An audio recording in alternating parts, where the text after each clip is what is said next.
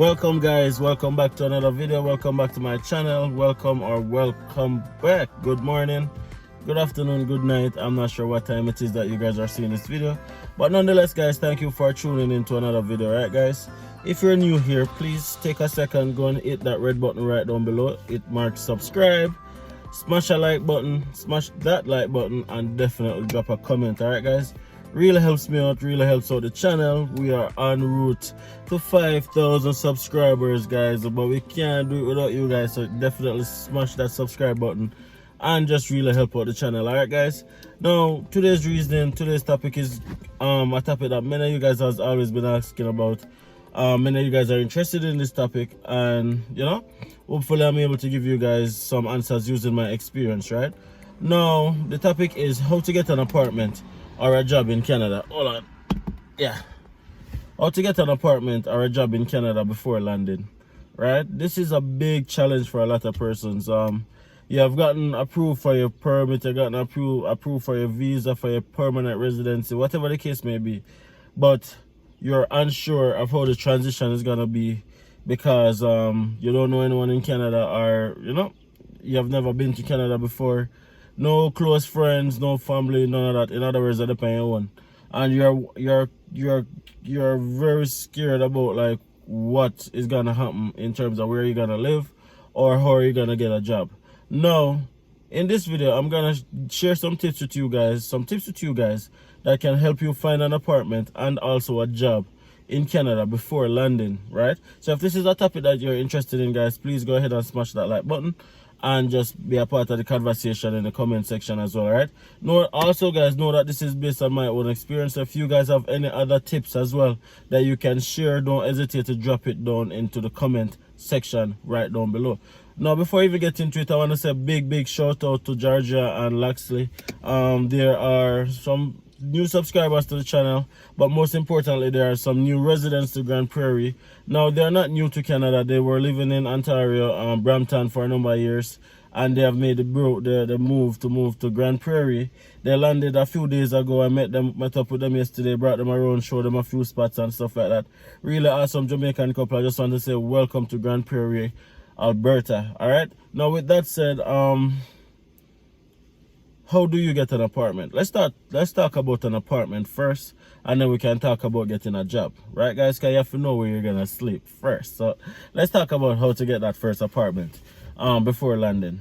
Now, there's a number of ways you can go about it, guys, and again, this is just my tips. Being in and around the environment, I understand like generally what to do in terms of finding an apartment.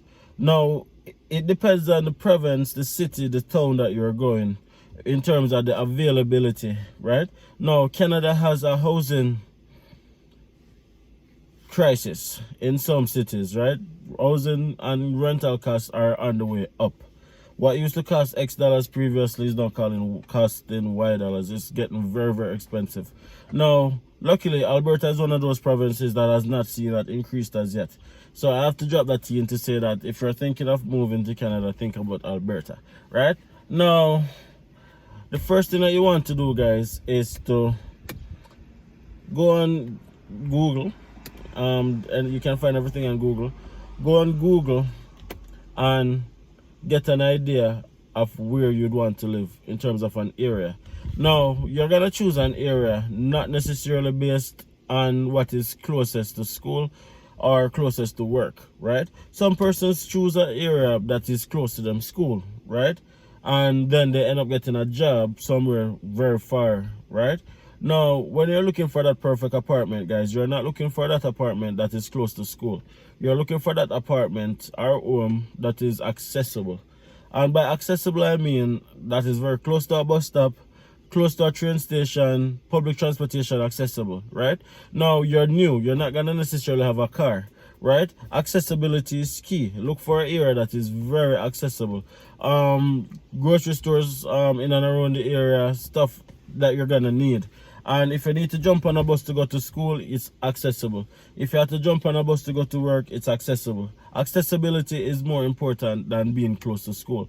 And the reason why that is so important is, say for example, you get a house or an apartment that is very close to school, but then you get a job that is on the other side of town. how are you going to get there necessarily without a car, right? Accessibility has to be key. You don't want to limit your options in terms of work and stuff like that just because of where you live. So you want to find an apartment that is very close to bus stops, train stations, public transportation, in other words. So that's what I would suggest. Now, you have done your research, you've narrowed down a few areas that you deem to be accessible because, of course, moving to a new country, you have to be willing to do a lot of research. The amount of research that you do, guys, is going to determine your transition. It's going to determine your preparation because you're going to know what to expect, right? So you have to make sure that you do as much research. Don't shortcut yourself. Do not shortcut the process. Do as much research as you can. Now, you have narrowed down your area to a specific narrow down a search to a specific area. What do you do next, guys? You go on your phone, you pick up the phone and you call these places.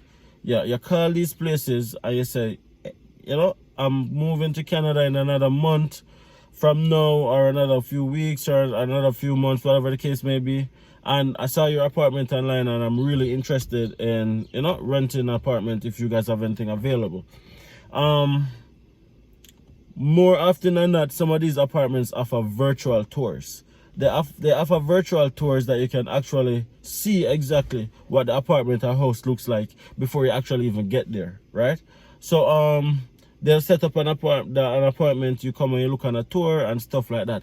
What I would say to you guys is this: you make a commitment to them, right? But you don't pay them any money. And the reason why you don't pay them any money is because a lot of persons have scams. A lot of persons has been scammed, right? But instead, what you do, you let them know, you just build a relationship with them, let them know that you're coming at this time and you're gonna need it at that time, right? Now, a few days before you actually need the apartment, what I suggest that you do is you travel before and you book a hotel for a couple nights, probably a 2-night or a 3-night. What you're doing in that 2-night or 3-night is actually verifying the apartment, looking at the apartment, and then now, as long as it's legit, you can pay the down payment and the first month rent or whatever they require, right? And then that's how you get an apartment or a house or whatever it may be. Don't pay any money before you land and actually see it and verify, because there's a lot of scams going on, so you want to make sure that that is, you know, ideal. Factor in your traveling in and around the time of the conversation, that you say, hey, that I'm moving in, I want to move in on the 1st, or I want to move in on the 20th, or whatever the case may be, and schedule your traveling for a few days before. Book a hotel that is very close to where the apartment is. Book a hotel, stay at the hotel for a couple nights, so you know you have somewhere to put your head, rest, relax, you know, get comfortable, look for your apartment, and then you know so everything is mutual from there on. That's how you get an apartment before moving to Canada, guys. It's the same thing if you want a house, if you want a basement suite, if you want whatever the case may be. Do not pay any money to anybody before you actually verify it, right?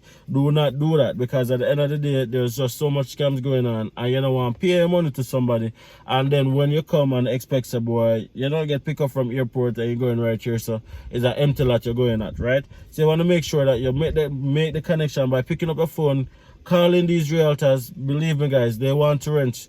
They want to rent, and they don't hesitate to rent to international persons as well. As long as you can give them some guarantees that you're coming, and you know you can show them, if you want to show them a copy of a bank statement or whatever, to show them that they can adequately afford the rent, that is good enough. But don't make any payment until you actually get here. Book yourself in an hotel for a couple days, so that give yourself time to look on the house, look on the apartment, and see if it's to your liking, and then you're good to go after there. Alright, guys, if it is that you have friends or family member who can verify it for you, then that's good, that's awesome. You don't have to book yourself in an hotel, because you have somebody who you trust who can do the running around for you and say, no man, I can verify that that's legit. If they can even go and look on the apartment for you and do all of that, if that is done, then they can probably make a down payment to secure it, right? But only make a down payment in instances like those, right? Again, reiterating, only make a down payment in instances where you're able to verify it. All right, guys? That's how you get an apartment. Now, if you guys are watching this video and you have any other tips as it relates to getting an apartment before you land in Canada. Share it in the comment section, so not only me, but other persons who are moving and they're scared of where they're gonna live and they just don't know how to go about it. Drop your tips and comments down below so that other persons can benefit. All right, guys. Now, as it relates to getting a job in Canada before you land, what am I talking about landing? I'm at work, guys. Sorry, I'm actually heading to work right now, as you guys can see.